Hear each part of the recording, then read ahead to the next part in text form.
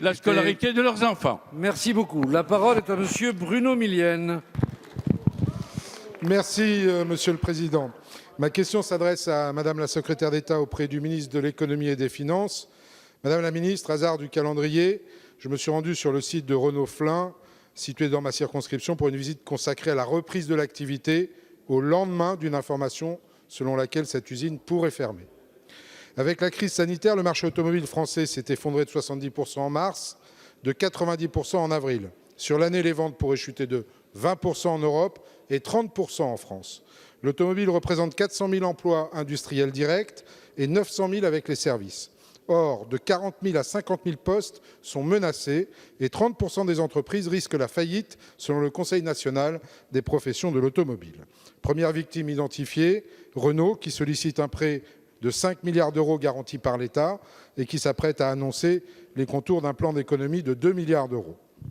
Le président de la République annoncera ce jour, nous dit-on, un plan relatif à la souveraineté industrielle, à la transition vers les véhicules propres et à la préservation de la compétitivité du secteur. Ces annonces sont très attendues.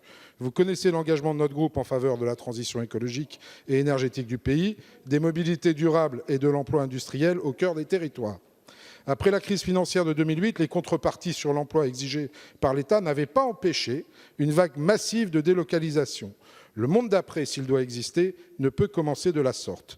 Madame la ministre, pouvez-vous nous affirmer que le gouvernement a posé des contreparties à l'octroi de ce prêt et nous dire si Renault prendra des engagements forts pour localiser et préserver en France les emplois liés aux véhicules électriques? Quel avenir pour les 3 sites menacés? Quel avenir pour la Zoé électrique qui fait vivre à Flins 2600 salariés? Quelles mesures le gouvernement entend-il prendre en faveur du secteur automobile français? Je vous remercie. Merci, monsieur le député. La parole est à madame Agnès Pannier-Runacher, secrétaire d'État auprès du ministre de l'Économie et des Finances. Merci, monsieur le président, mesdames et messieurs les députés, monsieur le député Millienne. Merci pour votre question. Je sais votre attachement à l'industrie et je sais votre attachement au site de Flins où vous étiez encore récemment. Et je sais aussi votre soutien exigeant au gouvernement pour que les meilleures mesures soient prises pour accompagner Renault dans cette passe difficile.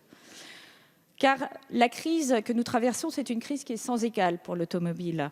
C'est une crise qui se traduit par l'effondrement des ventes. C'est une crise qui se déroule dans un contexte de transformation de la filière automobile, puisqu'il faut à la fois venir au secours, enfin, en tout cas préserver l'activité et en même temps transformer toute la filière avec la voiture électrique et la voiture connectée, ce qui exige des investissements extrêmement importants.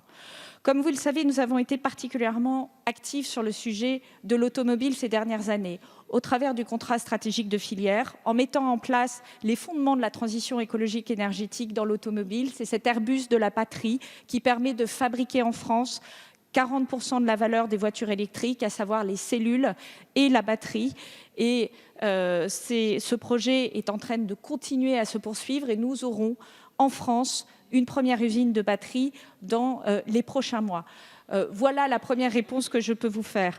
Le plan d'accompagnement ira dans cette direction et je veux d'abord vous dire que Renault va rejoindre ce projet d'Airbus de la batterie, montrant justement cet engagement au service de la transition écologique, qu'avec le plan que va annoncer le président de la République, c'est un nouveau chapitre que nous allons ouvrir en matière d'industrie automobile, un chapitre qui sera orienté vers l'amélioration de la productivité de notre outil en soutenant l'investissement dans l'usine du futur, dans la consolidation de la filière, dans l'amélioration de la réponse électrique et justement en relocalisant le maximum d'éléments du moteur et de la traction électrique au travers des différents sous-traitants et constructeurs.